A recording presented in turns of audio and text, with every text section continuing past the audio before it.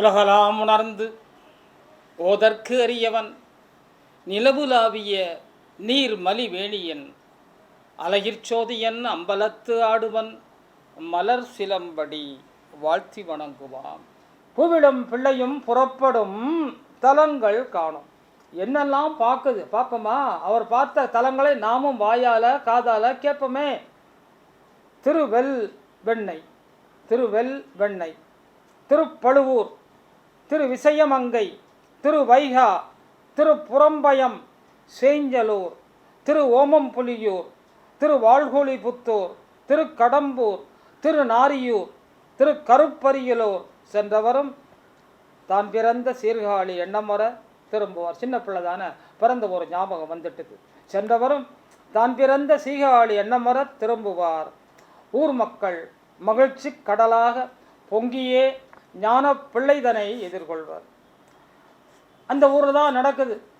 திருநாவுக்கரசரை சந்திக்கிறார். இப்போதான் திருநாவுக்கரசர் இவர் சந்திக்கிற காட்சி மிகச்சிறந்த காட்சி. வாழ்க்கையில் ஒரு பெரும் வரலாறு படைத்த காட்சி. இங்கே எப்படி அங்கே திரு நீலகண்ட யாழ்ப்பாணரை இவர் சீர்காழியில் வச்சு சந்தித்தாரோ அது மாதிரி திரும்பவும் திருநாவுக்கரசரை இவர் சந்திக்கிறார். இவருக்கு 5 வயசு ஆகுது. திருநாவுக்கரசருக்கு அப்போ 65 வயது. ஆடும் கிளம், இது பாடும் பிள்ளை. திருநாவுக்கரசர் தீதிலா இளையவர். நான் அவரை இளையவர்னே சொல்கிறேன். தன் 60க்கும் அதிகமாம் அகவையிலும் உளவாரப் பணியை உவந்து ஆற்றும் அண்ணல்.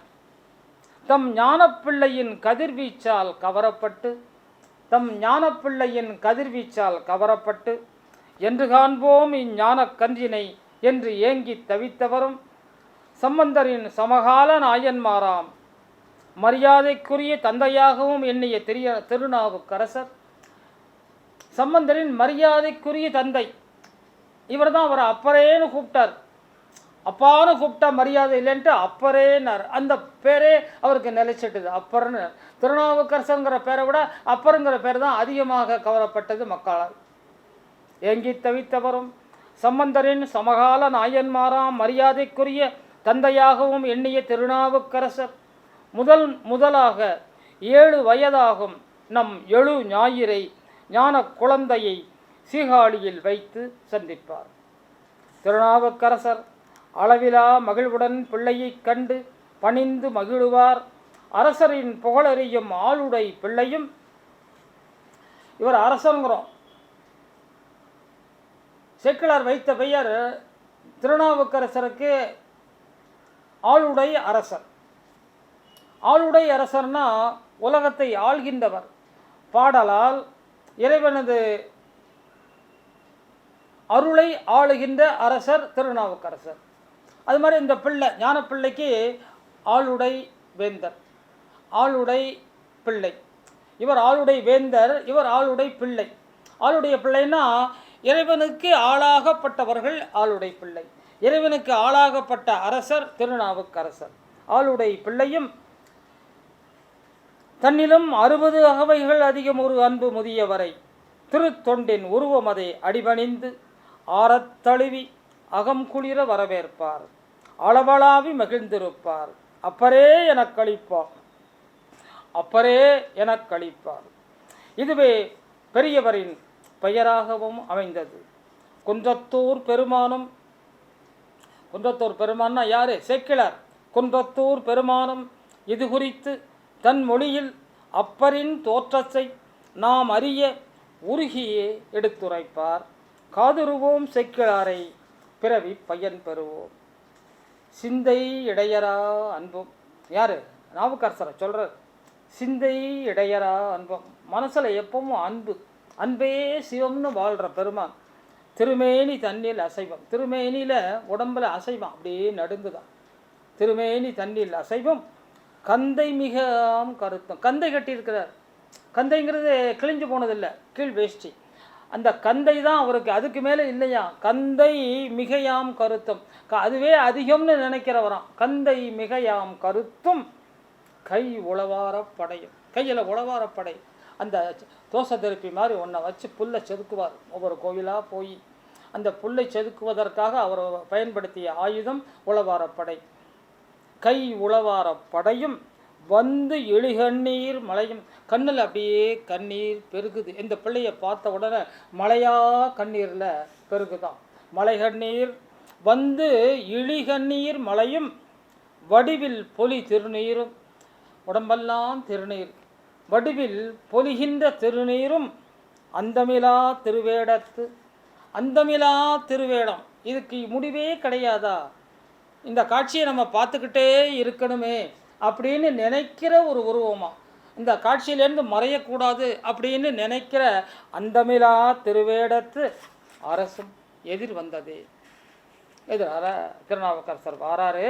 கண்ட கவுனிய கன்றும், கவுனிய கன்றுனா யார்? கவுனியம், கவுனியம்னா சிறுகாலிக்கு ஒரு பெயர், கவுனின்னு பேர். கண்ட கவுனிய கன்றும் கருத்தில் பரவு மெய்க்காதல் தொண்டர் திருவேடம் நேரே தோன்றியது என்று தொழுதே.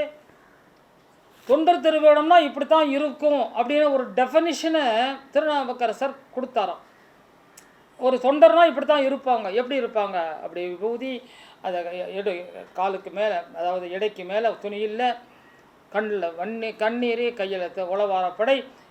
தொண்டர் திருவேடம்னா இப்படித்தான் அப்படிங்கிற ஒரு காட்சியை நம்முடைய இளைய பெருமான் திருஞான சம்பந்தர் பார்க்குறார்.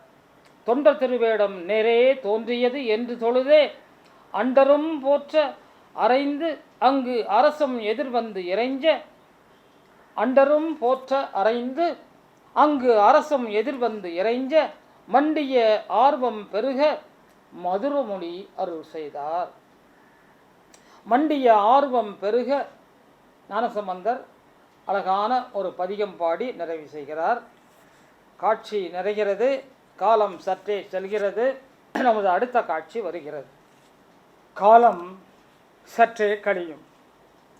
பிள்ளைக்கு 7 வயதாக உபநயனம் செய்கின்ற வயதண்ணி. உபநயனம்னா பூணூல் போடுறது. அந்தனர் குலத்தில் பூணூல் போடுறது அந்த 7 வயதில் பண்ணுவாங்க. உபநயனம் செய்கின்ற வயதண்ணி மறையோதும் பெரியோர் பூணூல் அணிவித்து பூரிப்பர். மறையோதும் பெரியோர் பூணூல் அணிவித்து பூரிப்பர். பிள்ளையும் தனக்கு உபநயனம் செய்வித்த பெருமக்கள் மனத்து ஐயங்கள் அகற்றி, அதாவது இவருக்கு உபநயனம் செய்தவங்களுக்கு மனசில் ஏற்படுற சந்தேகங்களை 7 வயசில் இந்த பிள்ளை தீர்த்து வைக்கதான். பிள்ளையும் தனக்கு உபநயனம் செய்வித்த பெருமக்கள் மனத்து ஐயங்கள் அகற்றி ஞானமாம் அறிவு மொழி பகர்வர். வழித்தலங்கள் என தனித்தே புறப்படு பெரியவரும், வழித்தலங்களுக்கான தனித்தே புறப்படு பெரியவரும் திருநாவுக்கரசர் புறப்பட்டார். பிள்ளையை மகிழ்ந்தே வழியனுப்ப தமிழ்ஞான சம்பந்தரும் தல யாத்திரை புறப்படுவர்.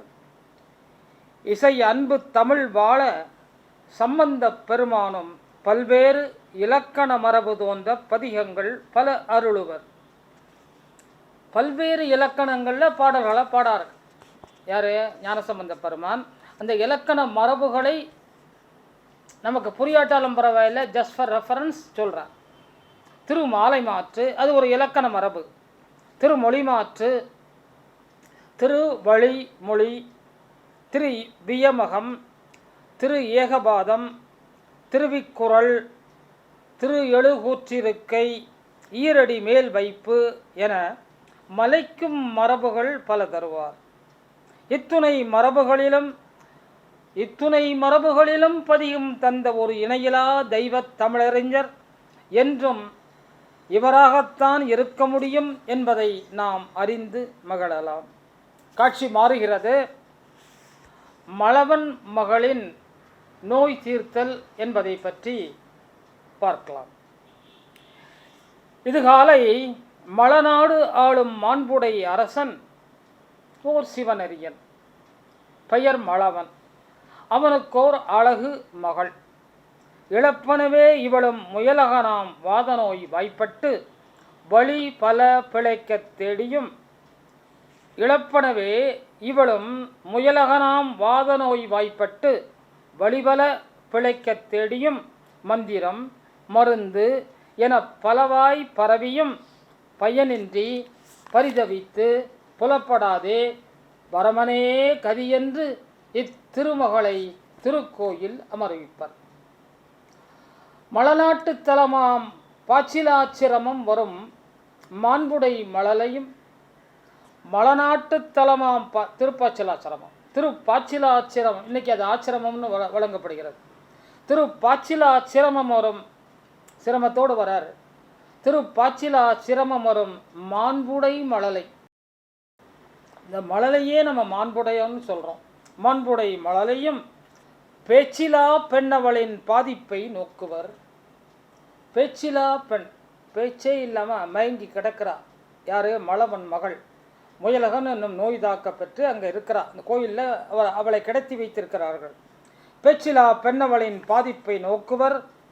திருக்கோயில் ஆச்சிரமம் வந்தவரை அடிபணியும் மன்னவனும் மூச்சிலா மகளின் முயலகன் கதை சொல்ல மூச்சிலா மகளின் முயலகன் கதை சொல்ல சமுதாய பணியே சங்கரன் பணியென்னும் சமுதாய பணியே சங்கரன் பணியென்னும் ஞான குழந்தையும் மலவன் துயர் தீர்க்க மனதில் உறுதி கொள்ளுவார்.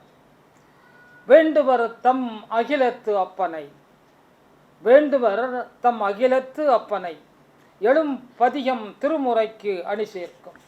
எழும் பதிகம் திருமுறைக்கு அணி சேர்க்கும். மயங்கும் பெண் வாழ மயங்கும் பெண் வாழ திரு அருட்கருணை வேண்டி பதிகம் யாப்பர். திருவருட்கருணை வேண்டி பதிகம் யாப்பர். சற்றே அதை காதுருவோம். நம் வினைகளும் நம்மை விட்டு பிரியட்டுமே. பாச்சிலாச்சிரம சம்பந்தர் பதியம். ரொம்ப அருமையான பாடல். இதெல்லாம் இசையோடு பாடினா நல்லாயிருக்கும். எனக்கு இசை பெறாததால் அதை நான் வசனமாக சொல்கிறேன், மன்னிக்கவும். துணிவளர் திங்கள் துணிவளர் திங்கள் துளங்கி விளங்க சுடர்சடை சுற்றி முடித்து பணிவளர் கொள்கையர் பாயிடம் சூழ் ஆரிடமும் பலிதீர்வர் அணிவளர் கோலமலாம் செய்து பாச்சில் ஆச்சீரமத்து உரைகின்ற மணிவளர் கண்டரோ மங்கையை வாட மயல் செய்வதோ இவர் மாண்பே. இந்த மங்கை மயங்கி கிடக்கிறாளப்பா பெருமானே, பாச்சிலாச்சிரமத்து பெருமானே, இவளை போய் இப்படி மயங்கி இவளை வைக்கிறது தான் உனது மாண்பா அப்படின்னு இறைவன்ட்டு கேட்கிறார். கிடைத்திய வண்ணவளும் இந்த 10 பதியமும் பாடின உடனே என்ன நடக்குது அங்கே? கிடைத்திய பண்ணவளும் கிளர்ந்து எழுவள். கிடைத்திய பெண்ணவளும் கிளர்ந்து எழுவள். அற்புதமாய் அழகுருவாய் அழுந்திய நோய் நீங்கி புன்னகைத்தே முகம் காட்டும் புத்தியளன் அங்கையும் புன்னகைத்தே முகம் காட்டும் புத்தியளன் அங்கையும் காட்சியாய் மிளிர்வாள். அரச தந்தையும் உயிர் பிழைத்த அழகு மகளும் சம்பந்த பெருமானை தரைவீழ்ந்து வணங்குவர். தமிழ் செய்த மருத்துவம். ஒரு பாட்டில் ஹீலிங், இன்றைக்கெல்லாம் என்னமெல்லாமோ இருக்குது. அக்கு பஞ்சருங்கிறான், ஹீலிங்குங்கிறான், சித்த வைத்தியங்கிறான், அலோபதிங்கிறான், யுனானிங்கிறான். அவ்வளவு மருத்துவத்திலையும் கொரோனா அடங்கலை. இங்கே தமிழில் பாடின ஒரு 10 பதியம் அந்த முயலகன் இந்த நோயை ஊரை விட்டே விரட்டியது. இதுதாங்க தமிழ் செய்த மருத்துவம். தமிழ் செய்த மருத்துவமாய் அடியர் பிணி தீர்த்த ஆளுடை பிள்ளையின் சமுதாய பணிவனம். யார் அவருக்கு? இது சொந்தமா இல்லை பந்தமா இல்லை அவர் கொடுக்குற காசுக்கு பாடுறாரா? ஒன்றும் கிடையாது. ஆண்டவனை வணங்கணும். ஆண்டவனை வணங்குறத விட அகிலத்தை வணங்குவோம். சங்கரன் பணிதான் சமுதாய பணி, சமுதாய பணி தான் சங்கரன் பணி அப்படின்னு தனது வாழ்க்கையை நடைமுறைப்படுத்தி மக்களையும் அது மாதிரி வாழச் செய்வதற்காக வழிநடத்துகின்ற பெருமான் ஞானசம்பந்தன். தமிழ் செய்த மருத்துவமாய் அடியர் பிணி தீர்த்த ஆளுடை பிள்ளையின் சமுதாய பணி உணர்வோம். அண்ணல் செய் அற்புதமாய் இச்செய்தி நம் தலையேற்போம். காட்சி மாற்றம். இப்போ நாம் எல்லாரும் திருச்செங்கோடுக்கு போகிறோம். இன்றைய திருச்செங்கோடு தான். திருச்செங்கோட்டிற்கு போகிறோம். அங்கே என்ன நடக்குதுன்னு பார்க்கலாம். அருட்பயணம் தொடர்கிறது. கொங்கு தலங்கள், அந்த கொங்கு நாட்டில் 7 பதிகள் பாடல் பெற்ற பதிகள். அந்த 7 பதிகளில் ஒரு பதி திருச்செங்கோடு. இந்த திருச்செங்கோடில் என்ன நமக்கு ஒரு பெரிய செய்தின்னா, மலை மேல கோயில், இறைவன் அர்த்தநாரீஸ்வரராக விளங்குகிறான். அர்த்தநாரீஸ்வரர்னா என்ன நமக்கு தெரியும் சரியா? அந்த பேருக்கு அர்த்தம் என்ன? அர்த்தன்னா பாதி, நாரினா பெண்மணி. பெண்ணின் உருவமாக இருப்பதால் தான், நாரியின் உருவமாக இருப்பதால் தான் திருமாலைக்கு நாராயணன் பேர்.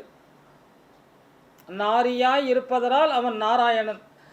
கடவுளில் ஆண் கடவுள் பெண் கடவுள் இருக்குது இல்லையா? அதில் மகாவிஷ்ணு பெண்மைத்தன்மை கொண்டவர்.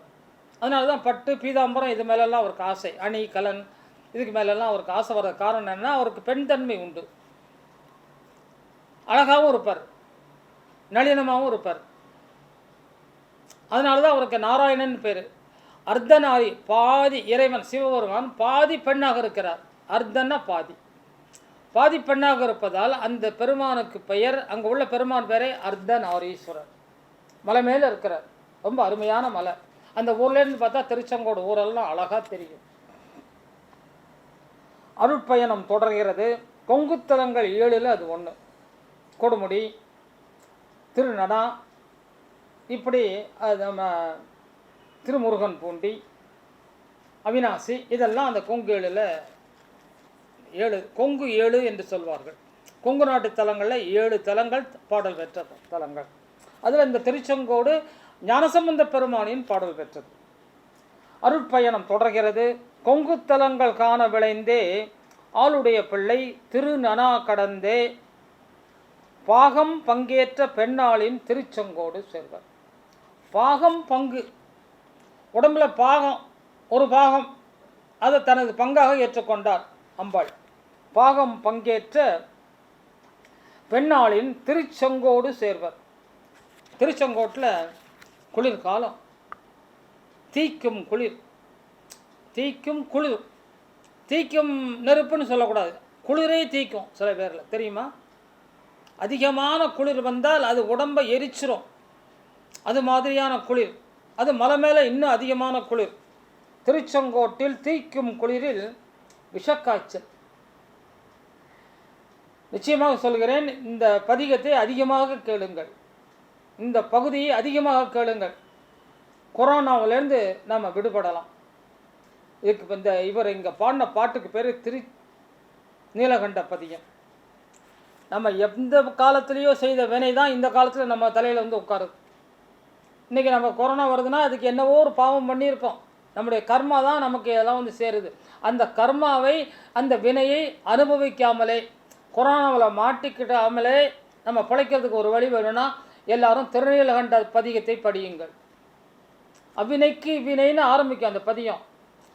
நீ இப்போ பண்ணிக்கிட்டு இருக்கிற, இப்போ நான் ஏதோ பேசிக்கிட்டு இருக்கிறேன், இதை நீங்கள் கேட்டுக்கிட்டு இருக்கிறீங்கன்னா இதெல்லாம் சாதாரண விஷயம் இல்லை. நாம் என்றோ செய்த புண்ணியம், என்றோ செய்த நல்வினை இன்றைக்கு நமக்கு அது வாய்க்கிறது, அவ்வளோதான். எனவே இன்றைக்கு நம்ம கொரோனா இந்த நாட்டை புறம் உழுக்குதுன்னா என்ன காரணம்? நாம் செய்த பாவங்கள், நாம் செய்த தீவினைகள், அது பழிக்கு பழி நம்ம வாங்கிக்கிட்டு இருக்கு, அவ்வளோதான். எனவே அதிலிருந்து விடுபட இறைவனை நினையுங்கள், சிரிக்காதீங்க. நம்ம விளக்கேற்றுவதும் கை தட்டுவதும் எப்படின்னா மனத்துயிரே கொரோனாவுக்கு காரணங்கிறான். மனதில் மகிழ்ச்சி இருந்தால், வீரம் இருந்தால், தைரியம் இருந்தால் உங்களுக்கு கொரோனா வராதுங்கிறான். நம்முடைய எதிர்ப்பு சக்தி, நமது மனம் எவ்வளவு திண்மையாக இருக்கிறதோ அதற்கேற்றவாறு எதிர்ப்பு சக்தி வலிமை பெறும். சந்தோஷமாக இருந்தால் ஜீரணம் ஆகிடும், துக்கமாக இருந்தால் ஜீரணமே ஆகாது. சந்தோஷமாக இருந்தால் நல்ல என்சைம்ஸ் சுரக்கும், ஹார்மோன்கள் சுரக்கும். துக்கப்பட்டுக்கிட்டே இருந்தோன்னு வச்சுக்கோங்களேன், சுரக்க வேண்டிய ஹார்மோன் சுரக்காது, ஜீரணம் ஆகாது, உடம்புல ரத்த ஓட்டம் போகாது, இருதயம் வந்து ரொம்ப சோர்வடையும், மூளை சோர்வடையும், எந்த வேலையும் நடக்காது. எனவே எப்படிப்பட்ட துன்பத்தையும் தாங்கிக் கொள்ள வேண்டிய ஒரு நிலையை நாம் ஏற்படுத்தி கொண்டோமானால் அதுக்கு என்ன பண்ணுறது? அதற்கான பதிகங்கள், அதற்கான இறை வழிபாடு, அதற்கான பயிற்சிகள் இதெல்லாம் ஈடுபட்டோமானால் நாம் எத்தனை வயதானாலும் நாம் இளமையோடு இருக்கலாம், நாம் எத்தனை வயதானாலும் மகிழ்வோடு இருக்கலாம். நம்மை சுற்றி ஒரு பந்தமும் ஒரு பாசமும் உள்ள ஒரு உற்றமும் சுற்றமும் ஏற்படும் என்பதை கூறி இந்த பயணத்தை தொடர்ந்து போவோம். திருச்செங்கோட்டில் தீக்கும் குளிரில் விஷக்காய்ச்சல் ஊர் பரவி வலுக்கும் உலுக்கும் உருக்குலைக்கும். வலுக்கும் விஷக்காய்ச்சல் வலுக்கும், ஊரை உலுக்கும், உருக்குலைக்கும்.